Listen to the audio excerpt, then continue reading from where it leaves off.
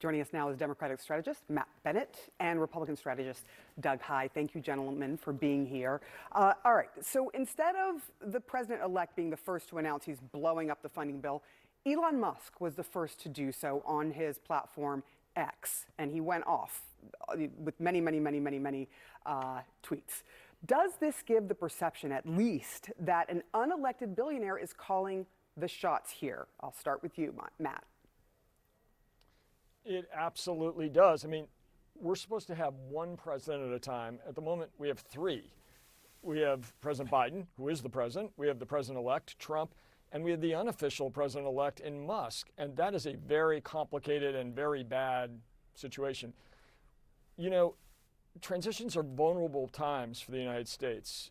We have to make sure that things go as smoothly as possible because our adversaries are watching. And if there is chaos, if we are shut down, if people are not at work, not getting their checks, that can be very dangerous. So this kind of shenanigans is bad whenever it happens. It is especially bad just a few weeks before the inauguration of a new president. You know, you just heard, Doug, Congresswoman Jayapal using the word shadow government. The Republicans have always said there's a deep state and but she was referring to Elon Musk. How do you see this? Because certainly a lot of people are looking at this going, who's in charge? Well, it certainly gives Democrats a real opportunity to drive a wedge, not just between Republicans, but between Donald Trump and his most prominent ally. I expect they'll continue to do that as more examples and opportunities come. And here's where we should be as Republicans right now. We've retained the House, we've won the Senate, we won the White House. We're going into January with unified government. This should be hammer time for us. And instead, Republicans are hitting themselves over the head with a hammer, going into a potential shutdown over the holidays, into a speaker election, into an inauguration.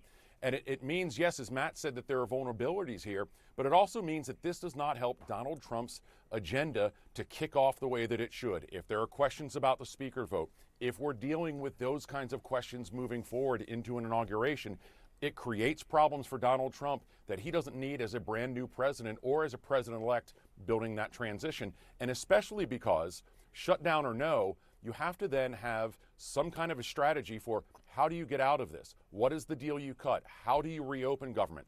I've worked government shutdowns where we haven't had that plan for reopening, and it's been a disaster. Okay, I do want to ask you, because a lot of people looking at what's happening where you have conservatives going after Speaker Johnson for giving in their terms to Democrat demands.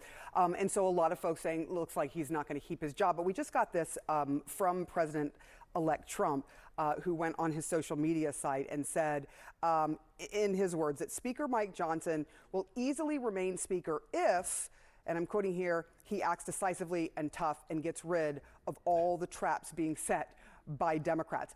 I can't tell, is this a olive branch or is this a threat? First to you, Doug.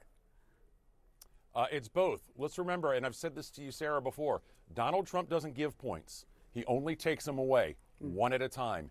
This is him saying in advance that he's going to do so. And I tell you real quickly, Sarah, there are real world implications to this. And yes, it's about, government funds going out, the government keeping open. I'm going to be in Western North Carolina for Christmas. And that area is still ravaged by the effects of Hurricane Helene. If your home was destroyed by that hurricane, it has not been rebuilt. You're in temporary shelters. Tom Tillis and Ted Budd, the two North Carolina senators, have made it very clear that this will be included.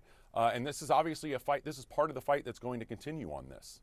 I do want to ask you, Matt, if Democrats, you think, would try to jump in and save Johnson, since he did work with them on the initial bill, which, of course, has now been blown up because of the words of Donald Trump and Elon Musk. Well, he hasn't earned it, but Democrats may end up helping him get this bill across the finish line because Johnson's margins are so narrow and he's got a bunch of absolute radicals in his conference that won't vote for anything. But look, there's no way to save him at the moment because it's very clear that there's no support among Republicans for the deal that Johnson just cut. So Democrats, Trump trying to blame this on Democrats is laughable. This is obviously a problem caused by Musk and Trump and the radicals. This is their mess to clean up. You know, Republicans are in control, and it was their bill to put forward, and there was an agreement, and now it's all gone. Matt Bennett, Doug High, thank you both so much. Appreciate it. John.